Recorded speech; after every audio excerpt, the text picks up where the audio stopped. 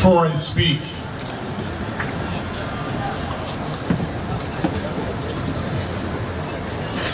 I didn't expect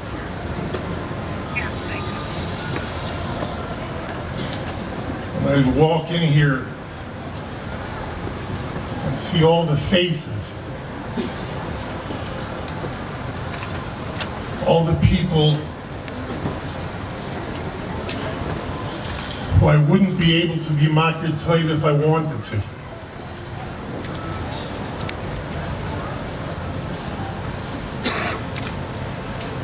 Mashkiach Rabban Chodesh, he built me up. Rosh Yeshiva,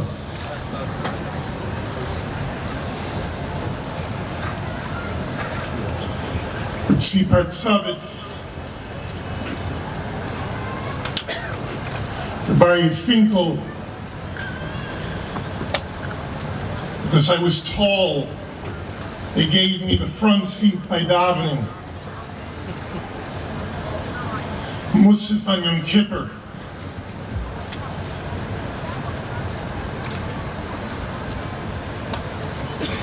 If I ever gave a good piece of advice,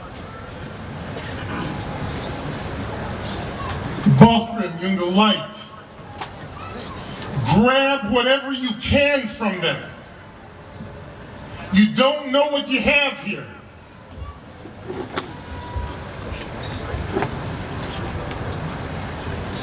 From the minute I came to Mir Yeshiva, it was a life changer.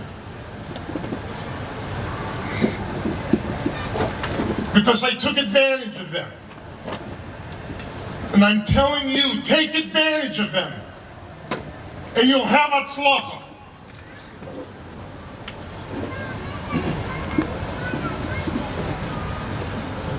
Rishus, Rosh Yeshiva, Rosh Yeshiva, Rabbonia Yeshiva, L'chol Mistoifetim B'Tzeil Habayis HaGadol Hazeh.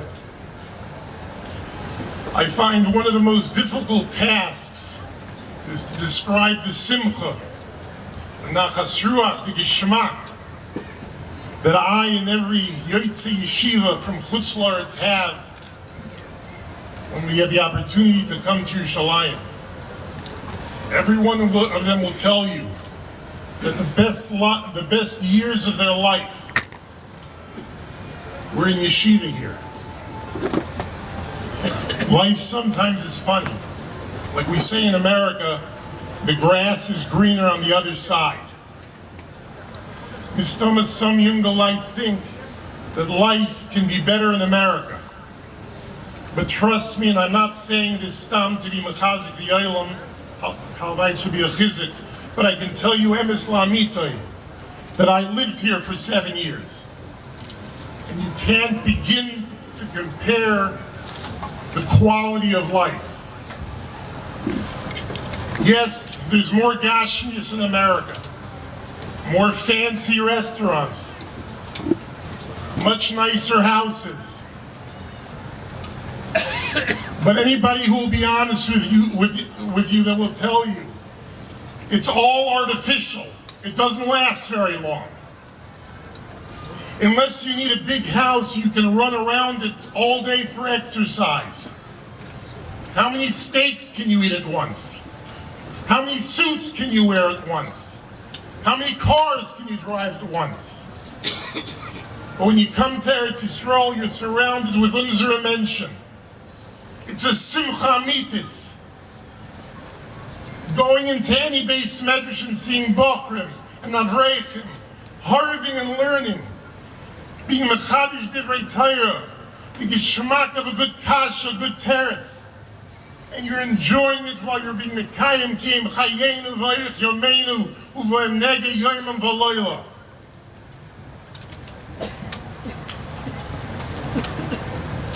Grad this year, for me, is even more special because we chutzniks have 2 3-day Yomim Tovim, 6 full days of eating.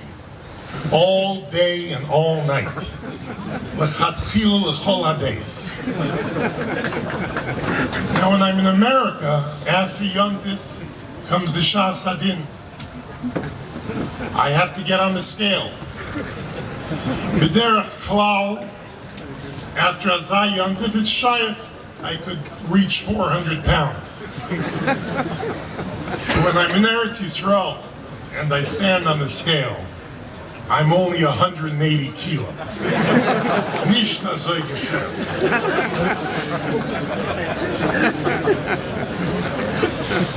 For those of you who don't know, I myself learned in the Mir Yeshiva Altzbacher for 4 years. When I was ready to leave to go back to America, I went to my Rebbe, Reb Tzvi Partzovitz, to ask him for Hamlotza. I went to his house that night. We sat down by the table, he took out a pen and a paper, he started writing, and I was sitting and waiting. Then I took out a sefer from the storm shrunk. I thought maybe he'd put that in the Hamlotza also. Anyway, when he finished writing, he gave it to me and I started reading it. It mamish made me look like a Rashka Buhak, a Masmid, a Lamdin, Sinai V'Iker Horror. I looked at him and I said, Rebbe, the einzige Sache da, geschrieben da, was ist Emes, ist mein Name. He said, nein, nein, mein Name neuchet.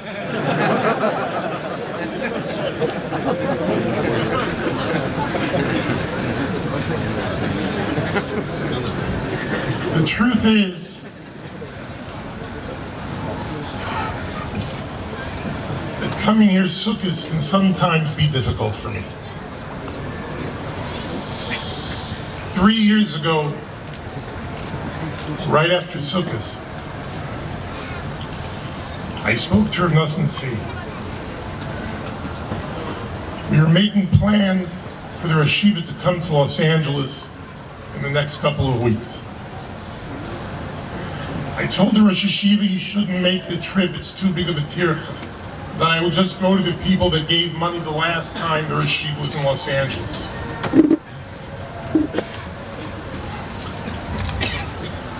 He said to me, Shlomo Yehuda, I'm under tremendous lachatz. And then he said it again with the krechs, Shlomo Yehuda, I'm under tremendous lachatz.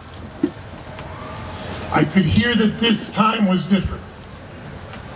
All the years I had discussed to know, speak, and spend time with the Rosh Yeshiva, despite all his physical tsaras, I never heard him give a krech.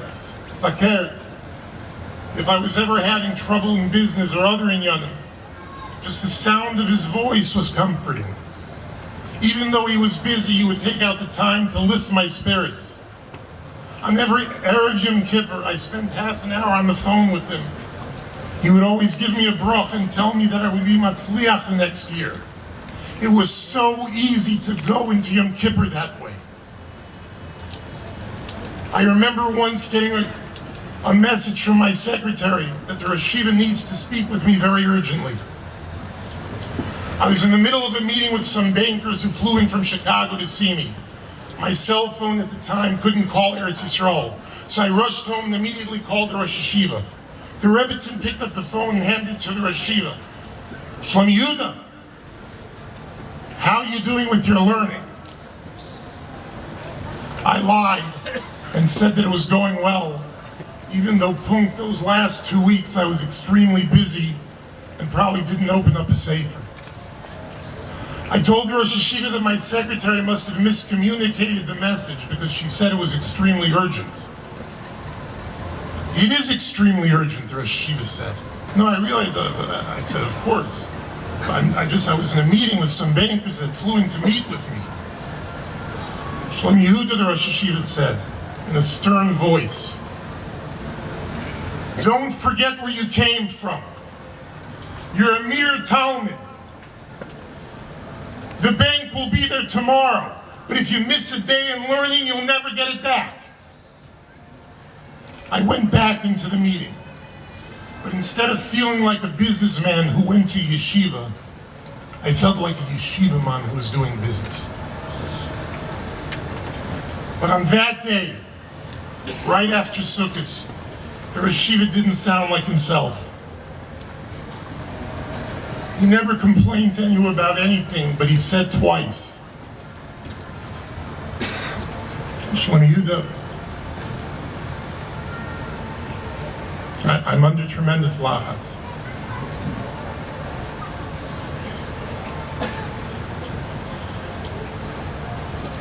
I should have known to send a check right away. I had the money. I just figured I would give it to him when he got to Los Angeles. The next evening, we received a horrible basura.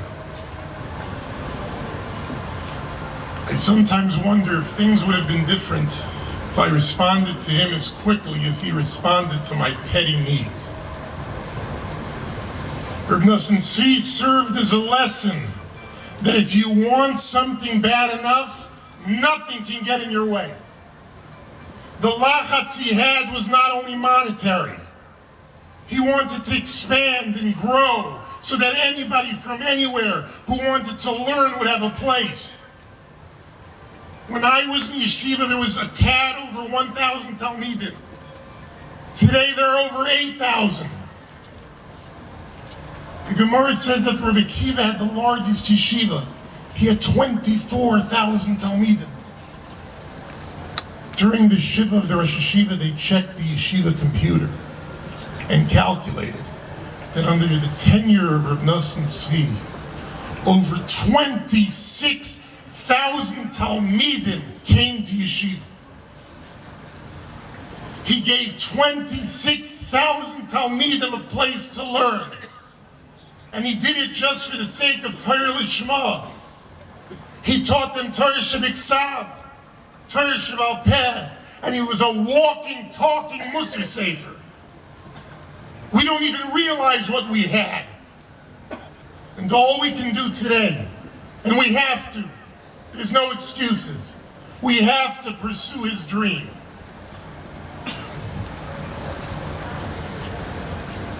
Over the last few days,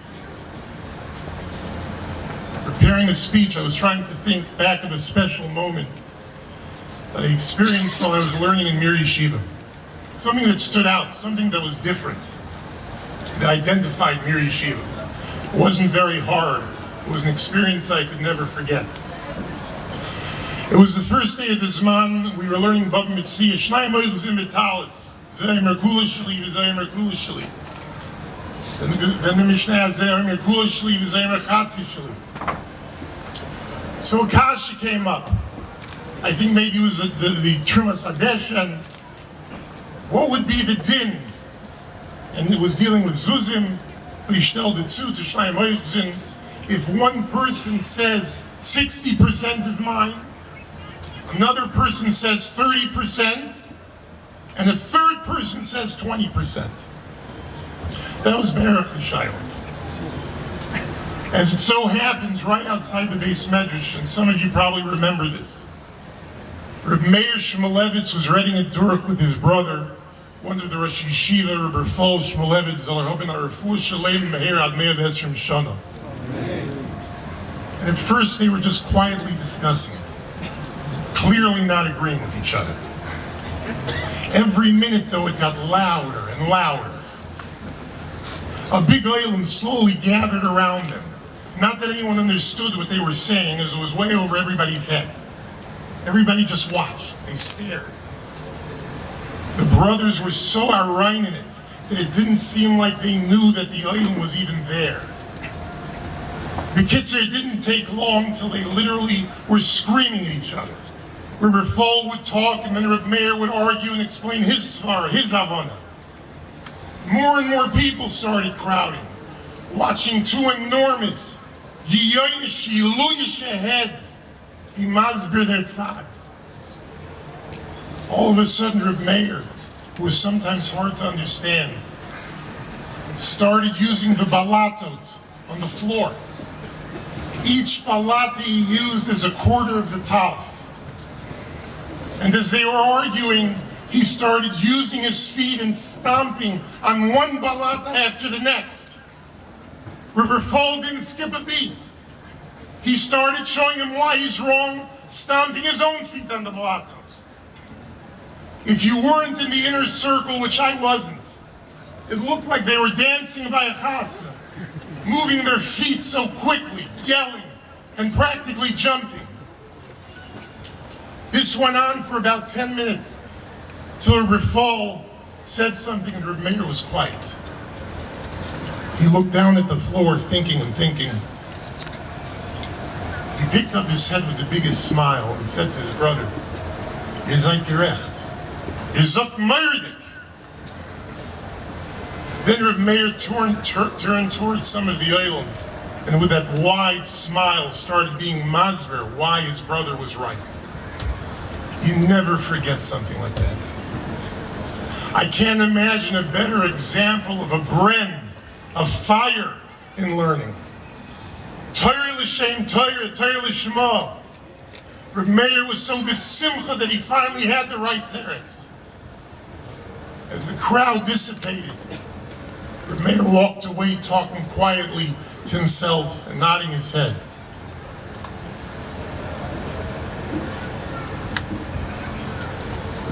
But Mir Yeshiva didn't start here. A few months ago, I went with a few chaverim to Eastern Europe for the first time. Our tour guide was a former Mir Talmud named Firma. Some of you may remember him. He was fluent in Russian. One day we traveled to Mir in Belarus, which at the time of the war was Poland. We had a videographer there by our side constantly. Everything I'm going to tell you was videoed, and Eretz Hashem, we're editing the whole trip, so it'll be available to anyone if they want to see it. Anyway, we came to the yeshiva and it was locked, so we knocked and banged on the doors, and finally a woman in her early 90s opened the door. She saw us and immediately she said, no. And some over the years, a lot of from people came to see the yeshiva, and she just wasn't interested anymore. That is until we gave her $100. Then she smiled and welcomed us in as though we were long-lost relatives. She brought us into her apartment. Although there were a lot of changes to the inside structure of the building, it was obvious that her apartment was original. I couldn't help but imagine whose deer it used to be. Was it Reb Eliezer Yudel was steiging there every night by the light of the candle? Was it Reb Yerucham inspiring Talmidim as a private vod? It was definitely someone who was Kulei Torah and Kulei Kedusha. She specifically told us clearly that she lived in that apartment since the end of the war. I asked her how much she paid for the apartment. She told me the government gave it to her for free. I asked her who else lived in the apartment, who else lived in the building. She told me that upstairs lived an elderly man, but he hasn't come out of his apartment in over 5 years. She said she thinks he may have died in there. I said to her, don't you think you should check? She looked at me and said, what's the difference? Baruch Hashem Firma didn't translate this, but I said, maybe if he's alive, you could be mishada for him. I then asked her how I would go about buying the building. She said she had to call her son. We waited for 10 minutes till her son came in. A Bala Gola, if there ever was one. He had a cleft lip, so he had 3 lips, 2 eyes, and 1 tooth. He smelled like he slept next to a cow every night since the war and hadn't taken a shower since. He told me he's willing to sell the building, but in the back of the building there's the town post office. So I should come back tomorrow and he's sure they'll give me a good deal. We asked his mother if there was anyone alive who lived here when the yeshiva was in existence. She told us there's a woman in her late 90s that lived there since she was born. She told her son who the woman was and to take us there. We were 8 people and we had a 14-passenger minibus.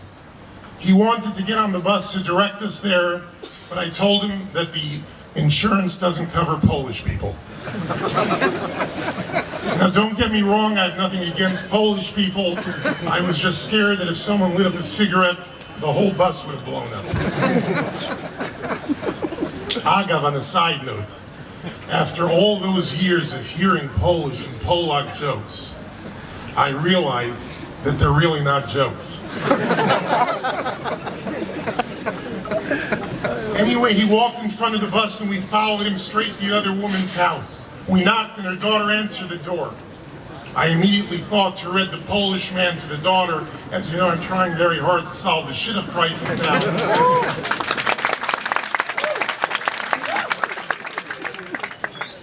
But I wasn't sure she would be willing to sleep next to a cow. We asked to speak to her mother, but she said her mother is too weak. That is until we gave her $100. She brought us straight to her mother's room. The house was so small and decrepit. There were no real floors, just sand with carpet over it. Her mother seemed genuinely happy to see us. This was the first time that she saw Yidden since the war. We asked her what she remembered about the Mir Yeshiva. The first thing she said was it was a very interesting school, because when she would walk by, you could actually hear them studying. She said everyone in the town respected them. They were very polite and would always greet her with respect on the street. She knew they were poor, but they walked in the street with such a stolz and were always put together and cleanly dressed. She sometimes interacted with them, as she knew how to sew, and they would mostly bring her their socks that had holes, and she would fix them for a few piastres. She always wondered why none of them ever came alone. They only came in groups of 3. She said that the bochrim would always carry candy and give it to the town's children. She then smiled, exposing that she was in better health than the Balagolov because she had 2 teeth. As she reminisced that there were 2 bochrim who she thought were very handsome, but she was too shy to ask them because they would probably say no. We asked her, but she didn't remember any names, except Levovitz, who wore a bigger hat. She explained that the only way to describe him was that he looked like a prince.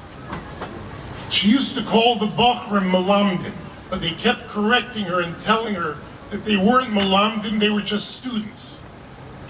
She said on the holiday, and she meant Shabbos, some of them would walk to the yeshiva in a shawl. I took out my tallis, and she smiled and said that's what they wore. I showed her my tefillin, but she said she never saw those before. We asked her if she remembered any other holidays. She didn't. We asked her about Purim, when they would wear costumes or masks. She said she never saw that, but then her eyes lit up. And she said that she remembered that once a year, everyone would build a tent made out of wood with greenery on top outside their houses. She never saw what was inside. So we explained to her for that week, everybody moved out of their house to live inside the tent. She corrected us with a wave of her hand and explained this wasn't the reason for the tents. Rather, they would just use it every night to sing and dance for hours upon hours. She said that the tent for the yeshiva was much bigger, and they would also use it every night to sing and dance. She kept repeating that everyone in the town respected them. So I asked her, then why did they kill them during the war? She reminded me that they left the city before the war. However, most of the other Yidden stayed. When the Nazis, Yamach Shemam, came into the city of Mir, they gave guns to all the Polish teenagers and forced them to kill all the Yidden and threatened them that if they didn't, the Nazis would kill them. She asked if we knew Levi the Sheichet. She couldn't remember his last name, but she remembered his wife couldn't move her arms very well. The reason she knew that was because sometimes on Friday night, Levi's wife would ask her to come to the house and tell her it was much, much too light. She would say that it's very hard for her to move her arms, and her husband wasn't home because he was still studying in the Yeshiva. She asked us at least twice to find out if Levi was still alive, because if indeed he was, she thought it was because of her. When the Nazis Yimach Shemam came in, Levi came to her and asked her what to do to save himself and his family. And she told him that there were a whole group of Yidden, the partisans, who ran far into the forest. So that's where he ran with his family. We didn't have to track down Levi the Sheichet, because deep inside the woods, there was a mass grave, Shem Yinkum Dama. When we left, she tried to give us back the money, saying that she enjoyed so much remembering the past and being able to see the Malamdim again. We forced her to take it as compensation for always helping Levi's wife who couldn't move her arms so well. She said she was already compensated, because every time she would help her, Levi's wife would give her a delicious, freshly cooked, braided loaf of bread. I left the house teary-eyed, but so proud. How proud we should all be that we're a product of that unwavering emunah, that unbelievable gvura, to always be mekadosh shem shamayim. They got their simcha solely from limud Torah and kiyam mitzvahs. Achai v'rei, you're not just Reuven, you're not just Shimon or Levi, Yehuda or anybody else. Who you are is a hemshich of the Mir Mishpacha. We have many princes too. Uberoishim Rosh Yeshiva Shlita soll sein gesund und stark. In a little while, we're also going to sing and dance to our Simchas Yontif with the same Chavershaft and Simcha that they danced with, leaving all our tzaras and all our gashmis behind. And dancing like they danced, forgetting everything that was going on outside the Koisli Beis Medrash, and focusing on theirs and our Simchas Yontif and Simchas Atayr.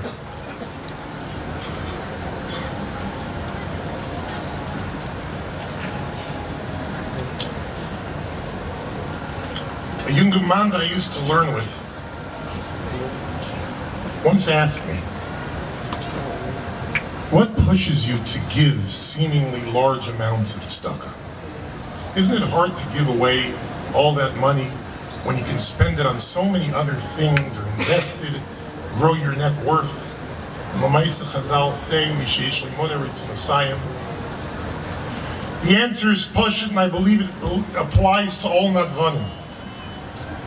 Firstly, the whole kash is fakrumt. I'm from the last people to ask that question to. Any and every shliach mitzvah Rosh Yeshiva you ask, from which city in America does he collect the most money? You'd think Mr. Lawrence, Brooklyn, Los Angeles, Chicago, Toronto. No, not even close. Lakewood, New Jersey. This year, Mir Yeshiva made a dinner in Eretz Yisrael and collected over $1 million. From where is this money coming? How can they possibly raise such substantial amounts of money in cities ravaged by poverty? The answer is that everyone feels that he has to give something. But what's so special when Lakewood Yungalite and Yungalite in Eretz Yisrael that give stuck is that they're usually giving up something else. Maybe now they won't have meat this Shabbos. Maybe they'll have to think twice before buying a new pair of shoes, sending their kids to camp, or buying something special for Yontif. Every dollar or shekel you give comes with some sacrifice. And then you ask me how I'm able to write nice checks? When I write a check, b'li ayin hara, it doesn't affect or compromise my standard of living. I don't have to make those tough choices. I'm mekana the madreg of stuck of all these Jungalayim.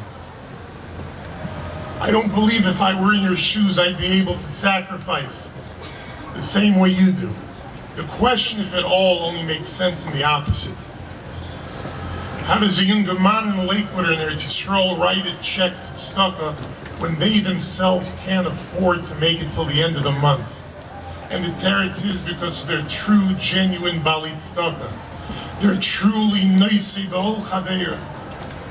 They don't even take their own circumstances under consideration when they see someone else in need. Mi ka'amcha Yisrael. In the recent past, I spent a few days with a tremendous usher. An usher that if I would give $1 million, it's like him giving $1,000. Unfortunately, he isn't zeicha to give tzedakah, and he finds it very difficult to part with his money.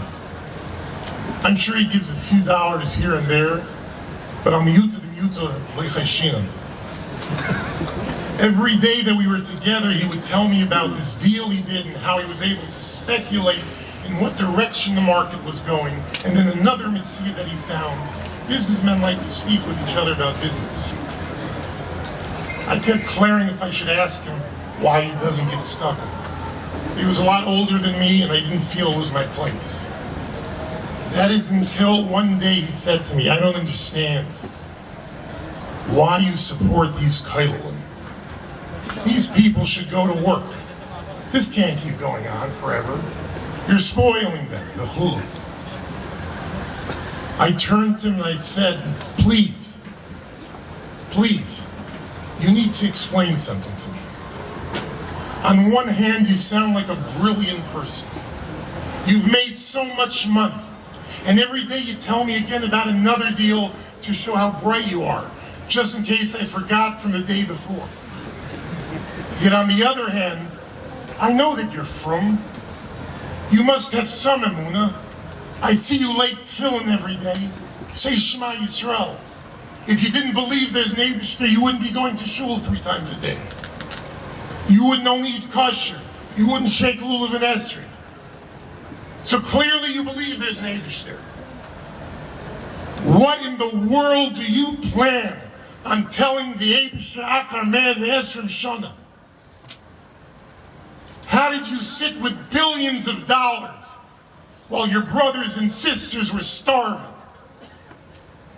What are you going to answer the Eibishter when he shows you Yisayimim and Almanis? Suffering.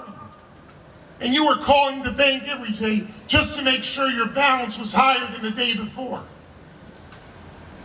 How do you possibly hear about cholim that need money for treatment and you turn a blind eye? Please give me the answer. Maybe I can use it and I'll save money too. We'll split. He looked at me and he said what every usher who can't part with a dime says. How do you know how much I give, minister? I said to him, do me a favor. Unless you found the 10 lost shvatim and you're supporting them all, you're not giving big money anyway.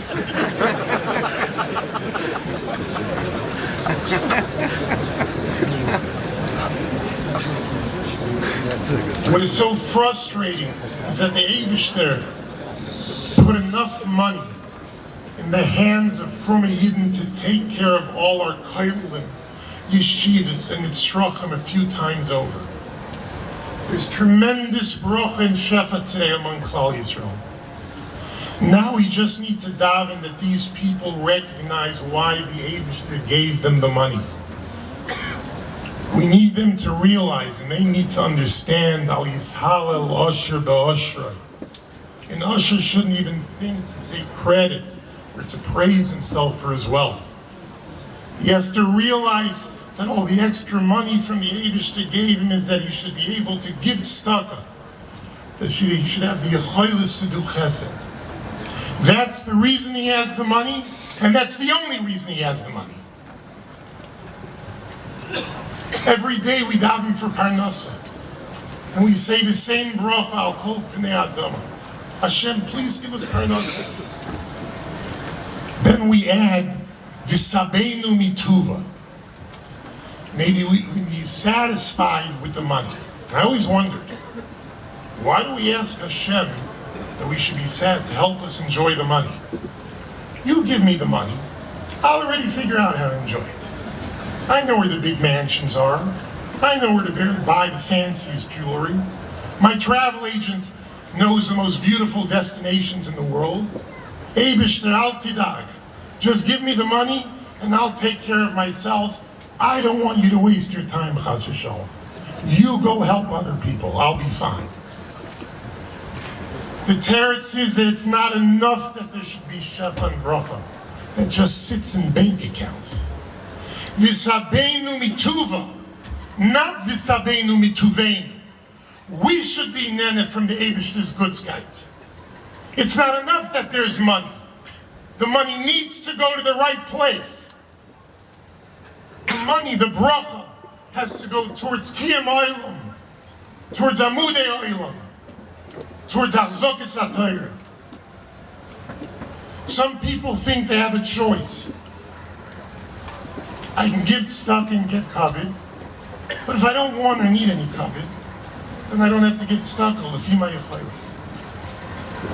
That reasoning is krum to its core. There's a much bigger downside to not giving and being machzik Torah, to not helping the tzrachim. Yesh din v'yesh dayim. One day they're going to have to answer up to the Eibishter, and there are no good excuses. I want to be very clear. It's usher to judge people that don't give their share. You can't even think to look down on them for two reasons. Firstly, you never know if they really have money. Just because a person spends money doesn't necessarily mean that he has the money. But more importantly, they're not bad people. They're still on the same madreg as everybody else, and some are possibly even on higher madregas. The difference is that this is their nisayon that the Eibishter gave them. Everybody has their own nisyonis.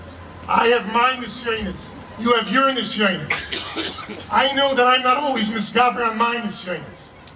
And I definitely don't want them to judge me or look down on me. Our job is to be mispal, that they will overcome their nisayon. We have to have extra kavanah when we daven v'sabeinu mituva.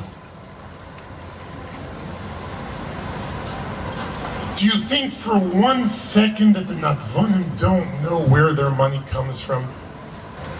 Nisim b'chol yoyim, that every Oshir and every Nadvin can tell you for hours on end. I don't want to take away any credit from Big Bali Tzedakah because they're all on a higher madrega to be able to choose to give. But there's still the Yitzhar of Misha Shleimon writes on the side.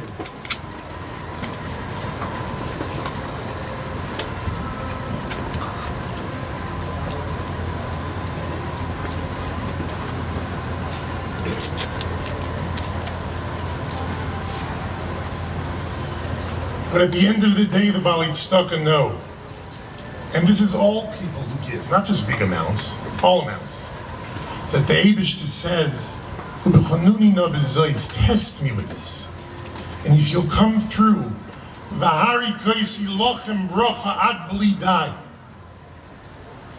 after the Rosh Yeshiva was nifter, we realized he didn't want the whole oilam to carry his big oil on their head. But we immediately found out that the Yeshiva needed over $15 million. It was raised not within a year, or a few months, or weeks. In mere days, all the money was committed. You'll ask me, Sheish Leimana writes a Messiah? That's how we get our Messiah. By being mechazik Torah v'loimdeh. It's not a Yisachar Zvul arrangement. It's one guf. It's the right hand and the left hand. We're supporting each other. Imein kemach ein Torah, imein Torah ein kemach. the Memshalah put gzeiros on limud Torah. They substantially cut the money that feeds young light and their families. They only want to give money to our chadurim and yeshivas that abide by their curriculum.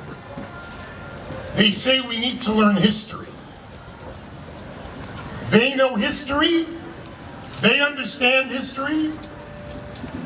There's no bigger piece of history in the world more than the long history of the Eden. Despite all the persecutions, the pogroms, the inquisitions, the shmad, the laws that you'd be killed if you learned Torah, the ghettos, the Holocaust. And what happened to all these history mevinim? What happened? The Torah lepnach. Torah became stronger. More yeshivas, more koilim than ever before. And they think that if they take away a few piasters, they're going to wipe out Torah? They weren't in history class that day? The money, the bracha comes from the Eibishter. And if they don't want the schus, someone else will be happy to get it. But the Yolim has to realize two things. Firstly, these gzeiros are not your problem. They're our problem. We're in this together. This is the issue we both need to deal with. And secondly, I'll only know that we were matzliach when we're able to double the chalukah that every younger man gets every month.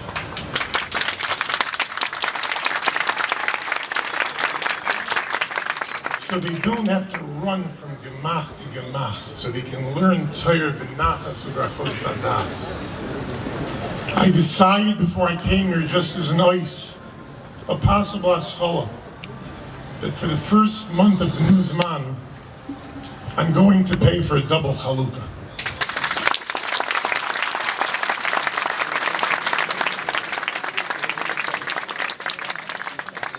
Not that I think that this will happen every month, but we need to show what our goals are. We need to show where we're headed, where we eventually need to be. But l'chayr, they have a good time. Why can't we just have 1,000 masmidim that learn and everybody else will leave the Beis Medrash? Torah will protect us. Torah will be passed from generation to generation through these masmidim. Why do we need all these extra yeshivas and koilim? In Parashas Vayera, the Torah brings down the conversation between Avraham Avinu and the Eibishter if the city of Sodom was worthy of being spared from destruction. And one kasha always bothered me. I never saw anybody that asked it. So maybe it's not such a good kasha. We know that the Torah doesn't even have one extra ois. The Gemara throughout Shas darshans every extra letter the Torah writes. And yet by Maises time, the Torah spends multiple psukim describing a negotiation between the Eibush and Avraham Avinu. Will 50 tzaddikim be enough? Maybe 45, 40, maybe 30, 20, and finally 10. The Mefarshim speak out different reasons why each number had a different cheshbon. But why couldn't the Torah just say that Avraham asked if 10 tzaddikim are enough? And the Eibishter answered, if you can find me 10, why ashtis? I won't destroy the city. Is the Torah trying to teach us how to negotiate? For the people who go to work, the Torah wants to teach us exactly how to get the best deal? The Torah didn't spend this amount of psukim on Bris Milah, or on the Bris Bein Absarim. But in this Handel Arai, the Torah goes through every last detail. And Nochmer, after the Eibishter said, B'shvasar lo yashtis, the pasuk just ends with the Eibishter returned to his place and Avram returned to his place. Did Avram didn't look for 10 tzaddikim? What l'maisa happened? A few psukim before Avram Avinu said, Ered Nova Ered. Let me go down to Sodom and see what's going on. So did he look for the 10 tzaddikim, or he's just asking for no good reason? I have no suffix that the Torah elaborates so much to show how every extra yid every extra tzaddik makes a difference. Another level of protection. If not 50, maybe 45. The Torah took all these psukim to show you how important every tzaddik is. And that's why the last pasuk doesn't tell you if Avram searched for 10 people. Avad he did. But that's not the point the Torah is trying to make. That's irrelevant for the Torah's limud. The Nakuda is how independently important every single yid is. Rashi asks, why didn't Avram ask for 9? Why did he stop at 10? So Rashi, because Avram knew from the Dor HaMabul that Noach and his family were 8, and with the tziruf of HaKadosh Baruch Hu, they were 9. And that wasn't enough to save the world. But without that knowledge, Avram would have kept negotiating till even one tzaddik. Why? Because every single extra tzaddik, every additional loimed Torah can make a difference so big to even decide if the Eibishter should destroy the world. How dare we even think of limiting the amount of masmidim or avreichim? Who knows how many we need to be making on Klal Yisrael? Who knows the amount of protection we're getting because of all our yeshiva lights? But one thing we do know is that if we have at least 10 tzaddikim, the Eibishter won't destroy the world. There's also shtickle Los Angeles type remez. From the first, that I saw, from the first pasuk, Vayigash Avram, to the last pasuk, Vayashlis, is exactly 10 psukim. Just a week ago, we remembered the Asar Arigya Malchus. And I always had a kasha. They took Reb Shimon and they started to kill him. Where were the malachim? Why weren't they pleading with the Eibishter to save him? He wasn't enough to say Zu Torah v'Zu Sfarim? Only after his neshama left and they began to kill Rabbi Shmuel did the malachim say that's enough? You already killed the Halig Reb Shimon, but now it's getting out of hand. The Teretz Islami Yazdaiti, that Avad the Malachim were begging and pleading on behalf of Reb Shimon. And Avad the Rebbeinu Shalom, and they asked the Rebbeinu Shalom, Zu Torah v'Zu Schar, when they were killing Reb Shimon. But while they were killing Reb Shimon, there were still 10 tzaddikim alive in the world. And the Eibishter couldn't destroy it. Only after Reb Shimon died, and they started to murder Rabbi Shmuel, the 9th tzaddik, was the Eibishter able to answer,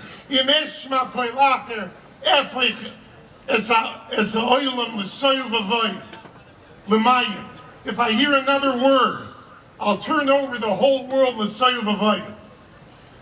And that's why it only mentions the pleadings of the malachim is by Rabbi Shmuel. That every single tzaddik, every single avrich, every single buffer makes such a big difference. No, we're not going to agree to limit the avrechim. We're going to develop more and more avrechim until we hit the pinnacle.